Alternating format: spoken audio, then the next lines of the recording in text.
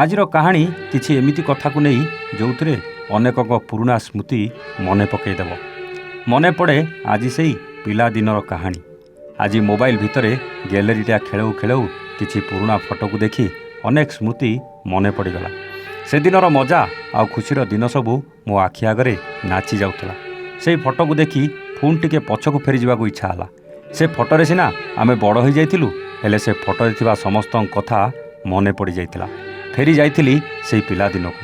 ମନେ ପଡ଼ିଯାଇଥିଲା ସେଇ ବୋଉ ବୋଉକା ଖେଳ, ଆଉ ସଢ଼େଇରେ ଭାତ ତରକାରୀ ରାନ୍ଧି ସାରୁ ପତ୍ରରେ ଖାଇବା ସମୟର ମୁହୂର୍ତ୍ତ, ଆଉ ଖରା ଦିନର ସେଇ ଆମ୍ବ ତୋଟା ଭିତରେ ଲୁଚି ଲୁଚି ବୁଲିବାର କଥା। ସବୁ ପରେ ବି ଘରକୁ ଫେରିଲେ ବୋଉର ମିଛିମିଛିକା ଗାଳି ଆଉ ମାଡ଼, ଖରାବେଳେ ବୋଉକୁ ଡରି ମିଛରେ ଶୋଇବାର ଅଭିନୟ, ସକାଳୁ ଉଠି ରବି ସାରଙ୍କ ଟ୍ୟୁସନ ଯିବାର ଭୟ। କାହିଁକିନା ପଣିଖିଆ ଯଦି ଠିକ୍ରେ କହି ନ ପାରିଲ ବାଜିଯାଏ ବେତ ପାହାର। ଟ୍ୟୁସନରୁ ଫେରି ଗୋଟେ ବେଗ୍ କାନ୍ଧରେ ଝୁଲେଇ ସ୍କୁଲ, ଆଉ ସ୍କୁଲରେ ପ୍ରାର୍ଥନା ପରେ ଉଦିଆ ସାରଙ୍କ କ୍ଲାସ୍। ଓଃ କି ମାଡ଼! ଏବେ ତ ସବୁ ଦଣ୍ଡମୁକ୍ତ ଅଞ୍ଚଳ, ହେଲେ ସେତେବେଳେ ଥିଲା ସାରଙ୍କ ମାଡ଼ ଆମ ପାଇଁ ଉପହାର। ଯଦି କେତେବେଳେ ସ୍କୁଲରେ ମାଡ଼ ଖାଇ ଘରେ ଆସି କହିଦେଉଥିଲୁ, ସେତେବେଳେ ଘରେ ବୋଉ ଦେଉଥିଲା ଆହୁରି ପାହାର। ଏବେ ଯଦି ସାର୍ କାହାକୁ କିଛି କହିଦେଉଛନ୍ତି, ସିଧା ତ ଥାନାରେ କେସ୍ ହେବାର ନଜର। ଖେଳ ଛୁଟିରେ ଓ କି ମଜା! ସାଙ୍ଗ ମେଳରେ କାଚବାଟି ସାଙ୍ଗକୁ କବାଡ଼ି ଆଉ ଖୋ ଖୋ ଖେଳର ମଜା। ହେଲେ ଏବେ ତ ଖାଲି ପିଲାଙ୍କର ମୋବାଇଲ ଆଉ ଟିଭିର ମଜା। ସନ୍ଧ୍ୟାରେ ଅର୍ଜୁନା ମାଷ୍ଟରର ସେ ହଳୁଆ ପାଞ୍ଚଣ ପାହାର ଉପରେ ପାହାର ଖାଇ କେତେ ଯେ ପିଠିରେ ନୋଳା ବସିଛି ଠିକଣା ନାହିଁ। ତଥାପି ସେତେବେଳେ ମଜା ଆଉ ଆଜି ଭିତରେ ଅନେକ ଫରକ ଅଛି। ପ୍ରାଇମେରୀ ସ୍କୁଲରୁ ହାଇସ୍କୁଲର ଯାତ୍ରା କେତେ ଯେ କଷ୍ଟ ଥିଲା କେବଳ ଆମକୁ ହିଁ ଜଣାଥିଲା। ହାଇସ୍କୁଲରେ ଆରମ୍ଭ ହୋଇଯାଇଥିଲା ନୂଆ ଏକ ଜୀବନ, ଆଉ ସେଠି ତ ପ୍ରାଇମେରୀଠୁ ବେଶୀ ଥିଲା ପାହାର। ଭାବିଥିଲୁ ବୋଧେ ଆମ ଜୀବନଟା ଖାଲି ପାହାର ଖାଇବା ପାଇଁ ହେଇଛି, କିନ୍ତୁ ସବୁ ପରେ ବି ଅନେକ ଥିଲା ଆନନ୍ଦ ଆଉ ମଜା। ଆଜି ବି ମନେ ପଡ଼େ ସେଇ ଦିନର କଥା, ଆଉ କ'ଣ ଥିଲା ସାଙ୍ଗର ମହତ୍ତ୍ୱ। ସ୍କୁଲରୁ କଲେଜ, ଆଉ କଲେଜରୁ ବିଶ୍ୱବିଦ୍ୟାଳୟ, ଏସବୁ ଭିତରେ କେତେ ନୂଆ ନୂଆ ସାଙ୍ଗ ଆସିଛନ୍ତି ଆଉ ଯାଇଛନ୍ତି। କିନ୍ତୁ ଫରକ କ'ଣ ଜାଣିଛନ୍ତି? ସେଇ ସାଙ୍ଗମାନେ ଅଛନ୍ତି ସେତେବେଳେ ଭଳି ଆଉ କାହା ପାଖରେ ସମୟ ନାହିଁ। ସେତେବେଳେ ନା ଥିଲା ମୋବାଇଲ, ନା ଥିଲା ଲାପଟପ୍, କିନ୍ତୁ ଥିଲା ଆତ୍ମୀୟତା। ଆଉ ଆଜି ଯୋଗାଯୋଗ ପାଇଁ ସବୁ ଥିଲେ ବି ଆମେ ଆଜି ଏକା ଏକା। କାହା ଘରେ ଭିଡ଼ିଓ ଚାଲିଲେ ଆମେ ସମସ୍ତେ ଏକାଠି ହେଉଥିଲୁ। ସମସ୍ତଙ୍କ ଘରେ ଟିଭି ଥିଲେ ବି କ୍ରିକେଟ ମ୍ୟାଚ୍ ଦେଖିବାକୁ ଗୋଟେ ଜାଗାରେ ବସି ମଜା ନେଉଥିଲୁ।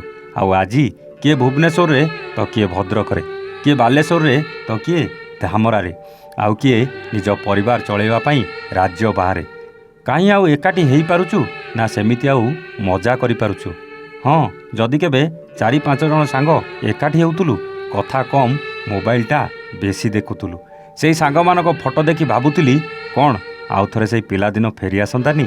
ଆଉ ଥରେ ଭଗବାନ sir, Banamali sir, Parashuram sir ଆଉ ଲୋକନାଥ ସାରଙ୍କ ବେତ ପାହାର ଆମ ଦେହରେ ବାଜନ୍ତାନି? ଆଉ ସେଇ ଗଣେଶ ପୂଜା କି ସରସ୍ୱତୀ ପୂଜା ଆସିଗଲେ ଓଃ କି ଖୁସି! ସେତେବେଳେ ନା ଥିଲା ଟେଣ୍ଟ, ନା ଥିଲା ଡିଜେ ସାଉଣ୍ଡ, କିନ୍ତୁ ଆମ୍ବ ଡାଳୁଆକୁ ରଙ୍ଗୀନ ପେପରର ସାଜସଜା, ଆଉ ମାଇକର ସେ ଲମ୍ବା ଫର୍ନେଲର ମଜା। କ'ଣ କ୍ଷୀରୋଦ ଭୁଲିଗଲୁଣୁ ନା ମନେ ଅଛି? ସାଙ୍ଗ ସହିତ ବାଟି ଖେଳରେ ହାରିଗଲେ କାନ୍ଦୁଥିଲି, ଆଉ ସେତେବେଳେ କାନ୍ଦି କାନ୍ଦି ତାଙ୍କ ବାପା ପାଖରେ କହୁଥିଲି। ତାଙ୍କ ବାପା କହୁଥିଲେ, କ'ଣ ପାଇଁ କାନ୍ଦଉଛୁ, ତା ବାଟିଟା ଦେଇଦେଉନୁ। ଦିଲ୍ଲୀପ, ତୋର ମନେ ଅଛି ନା ଭୁଲି ଯାଇଛୁ? କାହା ନାଁ ନେବି? ଚନ୍ଦନ, ପ୍ରମୋଦ, କୃଷ୍ଣ, ଆହୁରି କେତେ ସାଙ୍ଗ। ହଁ, ପ୍ରଭାତ ଖେଳରେ ପୁରା ମାଷ୍ଟର ଥିଲା। କବାଡ଼ି ଖେଳରେ ତାକୁ କେହି ହରେଇ ପାରୁନଥିଲେ। କି ଖୁସି ଥିଲା ସେତେବେଳେ। ଆଜି କିଏ କୁଆଡ଼େ ଥିଲେ, ଖାଲି ଫୋନ୍ରେ କେତେବେଳେ କେମିତି କଥା ହେଉଥିଲୁ। ଏମିତିକି ଅନେକ ସାଙ୍ଗଙ୍କ ସହ ଯୋଗାଯୋଗ ବି ହେଇପାରୁନାହିଁ। କ'ଣ ଏ କାହାଣୀ ଶୁଣି ଆପଣଙ୍କ ପିଲାଦିନର କଥା ମନେ ପଡ଼ିଯାଉଛି ନା? ମୋର ବି ବହୁତ ମନେ ପଡ଼ୁଛି ଆଜ୍ଞା। ଦର୍ଶକ ବନ୍ଧୁ, ମୁଁ ଜାଣିନି ଆପଣଙ୍କ ପିଲାଦିନ କେମିତି କଟିଛି, କିନ୍ତୁ ଏଇଭଳି ଯାହାର ପିଲାଦିନ କଟିଥିବ ସେ ନିଶ୍ଚୟ ଏ କାହାଣୀକୁ ହୃଦୟରୁ ଅନୁଭବ କରିପାରିବ। କାହାଣୀ ଯଦି ଭଲ ଲାଗିଥିବ ଲାଇକ୍, ସେୟାର, କମେଣ୍ଟ କରିବାକୁ ଜମା ହିଁ ଭୁଲିବେନି। ଆଜି ପାଇଁ ରହୁଛୁ।